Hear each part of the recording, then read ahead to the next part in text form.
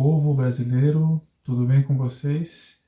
Eu estou aqui nesse vídeo para falar de um tema que eu acho dos mais interessantes sobre a história do Brasil. A gente está no mês de agosto, você sabe que agosto é um mês historicamente mal falado, o mês do cachorro louco, o mês que o Getúlio Vargas se matou, teve até aquela minissérie da Globo chamada Agosto. Mas muito antes disso, no século XIX, agosto já foi um mês de governos, fatos, decretos, enfim, acontecimentos importantes. Então esse será o primeiro vídeo de uma série mensal aqui no canal sobre os governos do mês. Porque talvez você não saiba, mas no Império, calendário e governos tinham uma relação muito direta.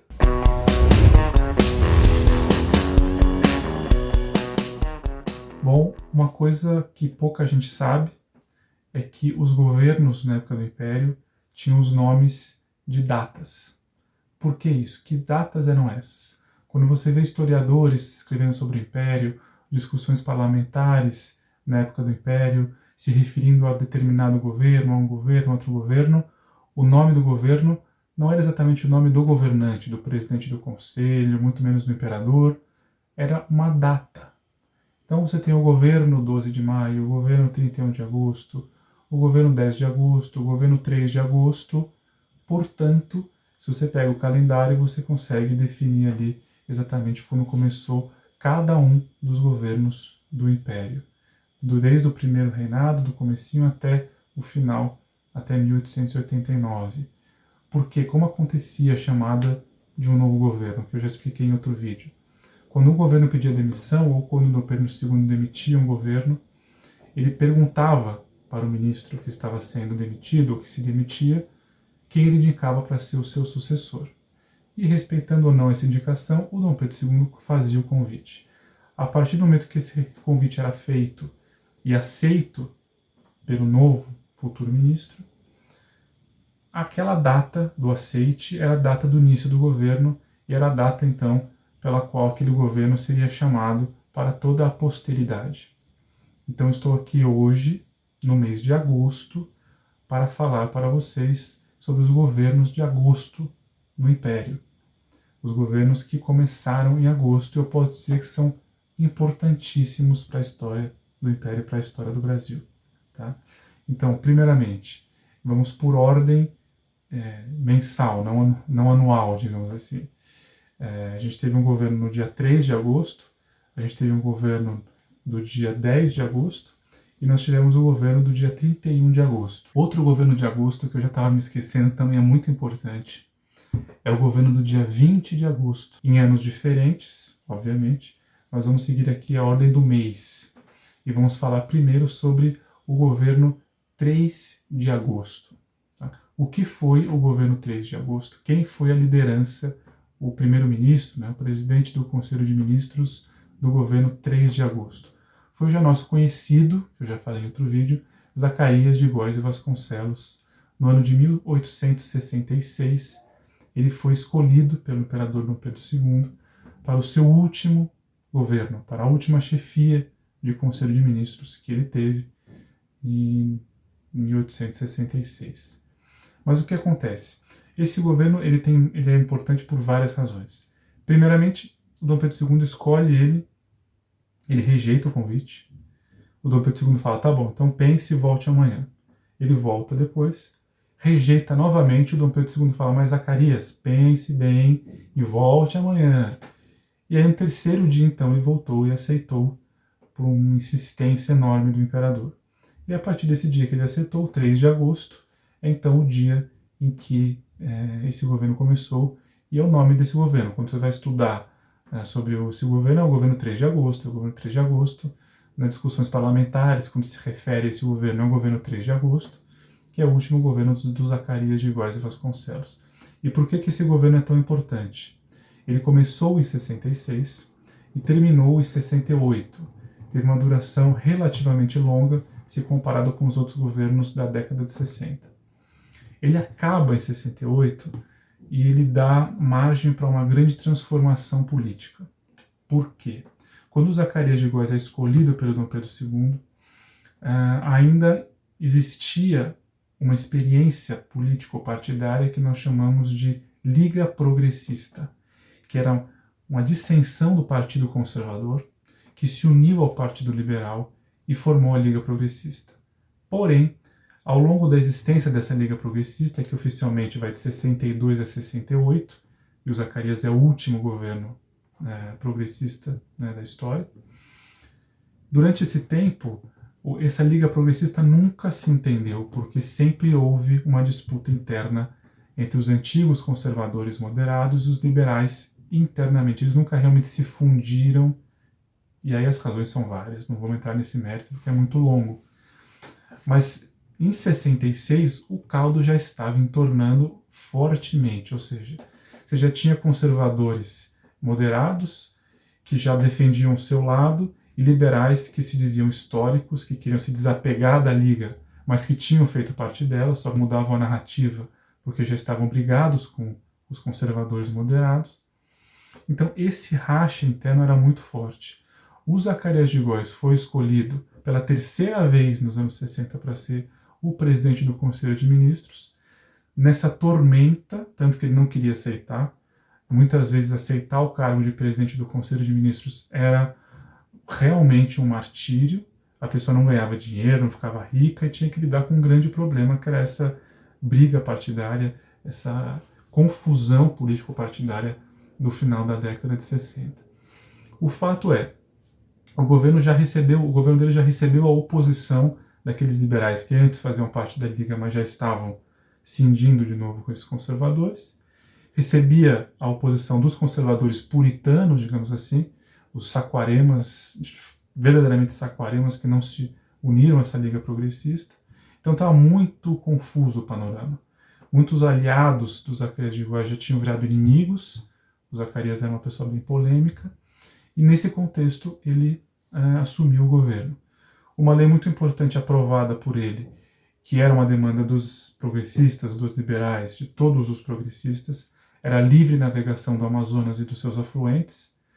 Esse decreto foi emitido e foi aprovado pela Câmara em 1866, em dezembro, uma lei importantíssima para o comércio e para a história do Brasil, mas é o fim desse governo que caracteriza toda a sua polêmica e sua importância, porque muitos historiadores consideram, o Sérgio Buarque de Holanda, por exemplo, é o principal deles, consideram que o fim do governo Zacarias foi o começo do fim da monarquia no Brasil.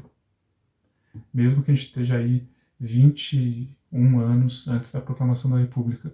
Por quê? Porque, como a gente já discutiu em outros vídeos, havia uma ideia de que o Dom Pedro II deveria escolher como novo presidente do Conselho de Ministros, quando um se demitia, um que representasse a maioria do parlamento. Pois então, o parlamento no governo Zacarias era de maioria expressivamente progressista, ou seja, era governista. O Zacarias tinha a maioria da Câmara ao seu favor. Claro, afirmações históricas que sempre merecem contestações, a dependendo da profundidade da pesquisa, mas a princípio era governista e tinha a maioria. Tá?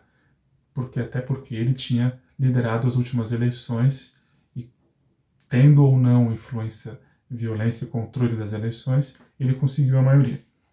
O fato é, estava acontecendo a Guerra do Paraguai. A Guerra do Paraguai já estava no seu final, o Duque de Caxias estava na sua derradeira participação, mas era um momento fundamental de sacramentar a vitória brasileira, a vitória dos aliados, da Tríplice Aliança. E o Caxias tinha uma certa... O Caxias era do Partido Conservador, tá? Era um militar político, a gente vai falar melhor dele em outros vídeos. Ele era uma liderança importante do Partido Conservador, oposição a esse governo do Zacarias, porque o Caxias não era exatamente do grupo que aderia à Liga Progressista abertamente. E ele não sentia confiança por parte do governo do Zacarias na sua ação de guerra. Então criou-se uma situação em que mais ou menos era ou um ou outro. O Dom Pedro II teve que escolher ou manter o governo Zacarias ou manter o Caxias na liderança da guerra. E a liderança do Duque de Caxias na guerra era muito importante. A questão foi para o Conselho de Estado. O Conselho de Estado falou que os dois tinham que ser mantidos, que não dava para tirar nenhum. Mas o Zacarias já sentiu que a balança pesava contra ele. E ele era uma pessoa bastante vaidosa. Ele tinha uma ideia muito clara de que a Liga Progressista já estava terminando e que se ele saísse, haveria uma possibilidade de reunir aqueles que antes formaram a Liga contra um outro inimigo, que poderia ser o Partido Conservador puro, que poderia voltar ao poder. Então, alguns historiadores consideram que ele aproveitou uma nomeação de um senador radicalmente conservador, que era o Salles Torres Homem. Como eu já disse, o poder moderador, o imperador como poder moderador, escolhia desde uma lista tríplice que sai das eleições quem seria o senador de uma determinada província. O Salles Torres Homem estava nessa lista tríplice. O Dom Pedro II o escolheu para senador e era uma oposição clara ao governo. Então Zacarias não gostou e foi apresentar a sua demissão, aproveitando, muitos entendem que é aproveitando a situação para se demitir, e também já entendendo que a coisa estava meio bamba, porque o Duque de Caxias tinha uma importância naquele momento até maior do que ele, né? Muitos entendiam. E aí o que aconteceu? O Dom Pedro II perguntou para ele: "E aí, Zacarias, quem você quer que eu chame para ser o seu sucessor? Quem será o próximo presidente do Conselho de Ministros?" E o Dom Pedro II e o Zacarias disse: "Não quero indicar ninguém." E muitos historiadores dizem que ele não queria indicar ninguém porque ele queria realmente acabar com a situação, acabar com a Liga, para poder talvez unir aqueles que estavam desunidos, ou enfim, para algum projeto político pessoal seu. O fato é que ele não indicou ninguém, e o Dom Pedro II escolheu um conservador puro, que não tinha maioria na Câmara, mas que estava alinhado com o Duque de Caxias, que foi o Visconde de Itaboraí, que era da Trindade Saquarema, era um conservador puro daqueles fundadores e garantidores da ala Saquarema do Partido Conservador. Isso causou uma grande revolta e ficou conhecido como uma inversão partidária, ou seja, o Dom Pedro II teria dado um golpe, entre aspas, porque a Constituição permitia que ele fizesse isso, mas muitos dizem que o espírito do regime não permitia, que ele escolheu um presidente do Conselho de Ministros que não tinha maioria, depois que um que tinha maioria havia se demitido. Então o Itaboraí assumiu, não tinha maioria, teve grande oposição na Câmara e Dom Pedro II dissolveu a Câmara, então, para que ele pudesse governar. E chamou novas eleições, obviamente, como sempre tem que acontecer. Então, depois disso, a Liga Progressista realmente acabou, mas aqueles que haviam feito parte da Liga, que estavam se desunindo, acabaram se unindo novamente para fundar um novo Partido Liberal, em 69 e 70. Os mais radicais foram formar o Partido Republicano a partir daí. Então houve uma reforma, um reagrupamento, reorganização partidária. E realmente o Zacarias foi uma liderança forte nessa refundação do Partido Liberal, na reunião daqueles que estavam desunidos dentro da Liga Progressista, agora sob o nome de Partido Liberal, Novo Partido Liberal, que já não era o mesmo Partido Liberal de antes. Então é um governo importantíssimo, e por isso, né, quando Dom Pedro II rasga esse manto, rasga, digamos assim, essa representatividade do governo monárquico, fazendo uma inversão partidária, exercendo seu poder pessoal, segundo alguns, a monarquia começa a cair. Os republicanos começam a lutar contra o poder moderador, a queda da monarquia, os liberais se unem de novo e começam a demandar não o fim do poder moderador, mas a responsabilidade ministerial pelos atos do moderador, como a gente já viu em outro vídeo. E aí muitos consideram que a monarquia começa a terminar aí, porque o Dom Pedro II, afinal, mostrou de maneira muito clara que exercia o seu poder pessoal e tirou qualquer tipo de fingimento nesse momento que ele tinha que manter o Duque de Caxias à frente da guerra para ganhar a Guerra do Paraguai. Então esse é um governo de agosto, 3 de agosto. Outro governo importante é o governo do dia 10 de agosto. 10 de agosto de 1859, cujo presidente do Conselho era o Ângelo Muniz da Silva Ferraz, um político extremamente importante na época do Império, que assumiu o governo no final dos anos 50, e o final dos anos 50 foi uma época marcada por fortes discussões financeiras, econômico-financeiras. Você tinha uma briga muito grande nessa época entre o que chamava de papelistas e metalistas, enfim, questões financeiras mais aprofundadas, pessoas liberais a favor do crédito e da emissão de dinheiro por bancos privados, e pessoas mais conservadoras, mais metalistas, a favor do monopólio da emissão, né, e do lastro garantido. Enfim, você tinha ali uma briga financeira e econômica muito, muito forte.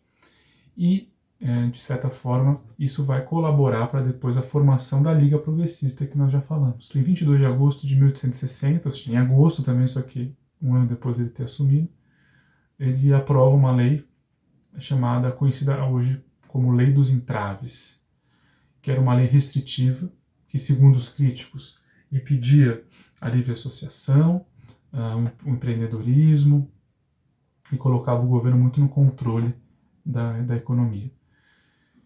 Isso desagradou muita gente, inclusive uma parte dos conservadores, que eram do mesmo partido do Ângelo Muniz Ferraz.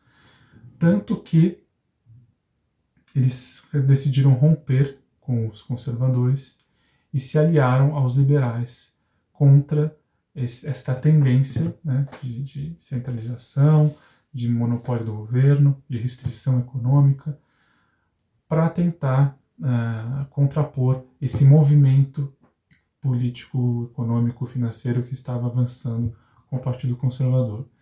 Então, muitos historiadores consideram que essa lei dos entraves é a chave para a formação, a tentativa de formação da Liga Progressista, no âmbito nacional, que vai, como eu disse sobre o Zacarias de Góes, vai marcar toda a década de 60 uma nova tentativa de organização partidária, e aí você vai ter todo esse problema da Liga Progressista que vai acabar em 68, mas que começa aí em 60, 61 e entra no poder em 62 com o seu início oficial definitivo no governo, mas que é causado muito pela ação do governo do Ângelo Muniz da Silva Ferraz, que de maneira indireta, não intencional provavelmente, acaba favorecendo essa articulação da Liga Progressista. Então o governo dele tem essa importância, além de ser 10 de agosto, que é uma data extremamente especial. E aí a gente tem um outro governo muito importante também, que é o governo do dia 31 de agosto. 31 de agosto de 1864. Então nós temos o 3 de agosto em 66, o 10 de agosto em 59 e no meio deles o 31 de agosto em 1864. E esse governo, primeiro, por que ele é importante? Como eu disse, estamos no meio da experiência da Liga Progressista. No meio, absolutamente no meio. Ela vai de 62 a 68, estamos no meio de 64. E aí o que acontece? O imperador escolhe o Francisco José Furtado para ser o presidente do Conselho de Ministros. Ele era, então, tinha acabado de ser nomeado senador, né, pela província do Maranhão. Era até então, antes disso, presidente da Câmara dos Deputados. No mesmo ano foi eleito senador, e isso foi escolhido como presidente do Conselho de Ministros. E ele era um liberal já chamado histórico. Então os historiadores consideram que foi nos anos 60, no meio da experiência da Liga Progressista, o único governo de um liberal histórico. O que significa? Ele até apoiava a Liga Progressista no começo, mas foi se afastando dela de forma a compor o grupo dos liberais históricos que teriam feito parte da Liga, mas já queriam se afastar dela e fortalecer a sua identidade como liberal histórico e não como progressista. Então o governo dele foi fortemente acusado pelos progressistas, pelos antigos conservadores moderados, que faziam parte da Liga Progressista, acusado de aprofundar o racha na Liga, porque ele teoricamente teria assumido o governo e só nomeado liberais históricos e agido claramente contra os progressistas, os conservadores moderados progressistas que antes estavam aliados a ele. E aí, historicamente, criaram essa narrativa de que ele era o responsável pelo racha na Liga Progressista por conta disso. Mas, também, por outro lado, os liberais históricos consideram que o governo seguinte do Marquês de Olinda que, na verdade, foi o responsável pelo racha. Então, o governo do Furtado ele está inserido nesse contexto de uma narrativa culpando os liberais históricos pelo racha na Liga Progressista. E vai ter uma briga política ferrenha nesse sentido. Tanto que, O Francisco José Furtado vai receber uma biografia, vamos ter uma biografia sobre ele. O Tito Franco de Almeida, que é o seu correligionário, também liberal, identificado como liberal histórico, vai escrever uma biografia poucos anos depois sobre a vida do Furtado, na qual, na verdade, ele vai aproveitar para falar muito mal do poder pessoal do imperador, do imperialismo e daqueles progressistas, do Zacarias, do Saraiva, do Marquês de Olinda, que seriam servos do imperador, do imperialismo, para fazer prevalecer o poder inconstitucional. Então, o Furtado vai ser uma pessoa fundamental nas discussões políticas dos anos 60 e vai ser usado pelo Tito Franco para acusar os progressistas e o imperador de exercer o seu poder pessoal. E o livro dele vai ficar famosíssimo. O próprio imperador vai ler o livro dele e fazer à mão anotações, respondendo às críticas que o Tito faz a ele. O Instituto Histórico Geográfico tem essa versão do livro com as anotações do Dom Pedro II. A Editora Nacional fez em 1944 uma segunda edição do livro, já colocando no rodapé os comentários do Dom Pedro II. São mais de 100, muito interessante, tá? Essa biografia. Mas enfim, o Furtado foi utilizado justamente nessa narrativa toda da discussão do papel do imperador e da briga política da época. E como se não bastasse, foi no governo dele que teve início a Grande Guerra do Paraguai. A guerra contra o Uruguai, que gerou a Guerra do Paraguai, e a Guerra do Paraguai em si, foram iniciadas durante o seu governo. E ele foi responsável pelo decreto de 7 de janeiro de 1865, que convocava os voluntários da pátria. Então ele foi o responsável por convocar os voluntários da pátria, que no começo deu certo, depois decaiu. E depois ele foi tirado do governo assim que a Câmara do ano seguinte abriu. Os progressistas armaram contra ele, votaram num outro candidato que não era dele para a presidência da Câmara, e ele entendeu que não tinha maioria, foi ao operador, pediu a demissão, foi demitido e veio o próximo, que já era progressista também. Então, outro governo de Augusto é o governo do dia 20 de agosto de 1885, cujo presidente do conselho era o famoso e polêmico Barão de Cotegipe. O Barão de Cotegipe era um conservador. Muitos consideram que ele era um herdeiro dos Saquaremas. A gente já está no final do Império, então os fundadores e os grandes conservadores, ícones do Partido Conservador, já não estavam vivos. A Trindade Saquarema já havia morrido, Itaboraí, o Eusébio de Queiroz e o Visconde do Uruguai.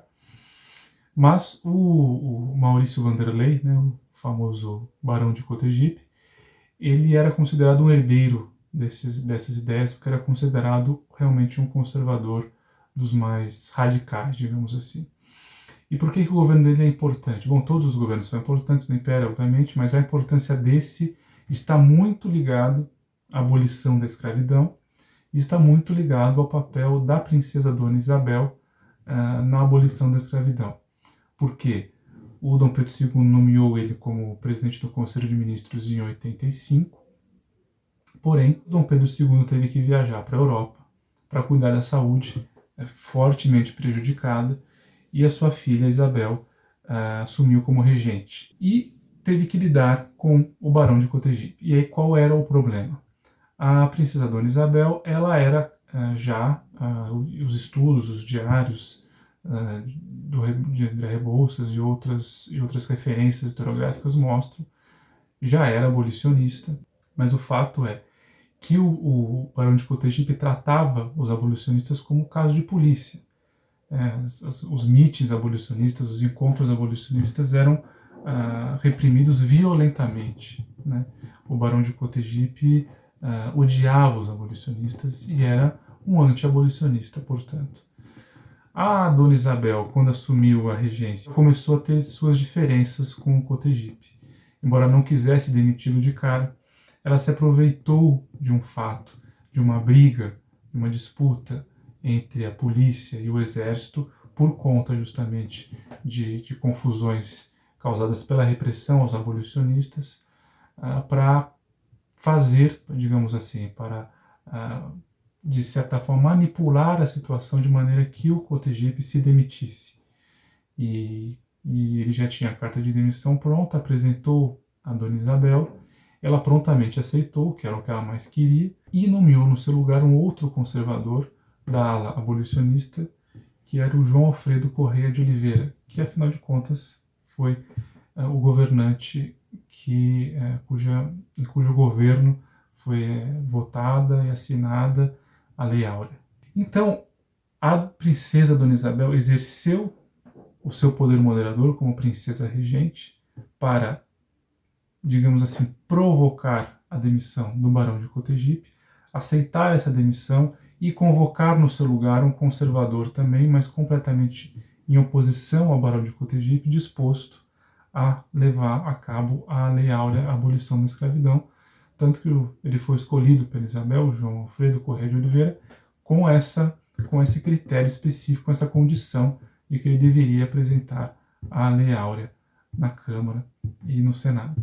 Então, o governo do Barão de Cotegipe foi muito marcado pela violência contra os abolicionistas, e foi uma época em que muita gente começou a perceber que era melhor aprovar a abolição para evitar, talvez, uma guerra civil como aquela que tinha acontecido nos Estados Unidos, porque a convulsão social estava bastante grande naquela época. A gente tem, por exemplo, um caso que, enfim, já tem um vídeo no canal sobre esse tema, que é o mártir da abolição, Joaquim Firmino, seu assassinato na cidade de Penha do Rio do Peixe, atual cidade de Itapira, no interior de São Paulo, em que ele da polícia se recusava a perseguir escravos que fugiam das fazendas, e os fazendeiros se organizaram com seus capangas para matá-lo a pauladas. Ele foi assassinado, linchado em Penha do Rio do Peixe, e isso ficou conhecido pelo Brasil inteiro, chegou a Isabel, e era só mais um sinal da convulsão social que se formava então, e também o Barão de Cotegipe teve uma parcela de responsabilidade nisso. Então seu governo, digamos assim, foi o último, aquele anti-abolicionista que antecedeu o abolicionismo, tá certo? Então, com esse último governo, que eu já ia quase me esquecendo, fechamos os governos de agosto do Império. Espero que você tenha gostado. Deixe suas dúvidas, se inscreva no canal, por favor, para poder ver todos os vídeos que saem, às vezes todos os dias, pelo menos toda semana, ou pelo menos de 2 em 2, 3 em 3 dias. A frequência é grande, então se inscreva no canal, curta o vídeo, ative as notificações, tire suas dúvidas, comente, a gente vai trocando ideias aí, e até a próxima. Tchau!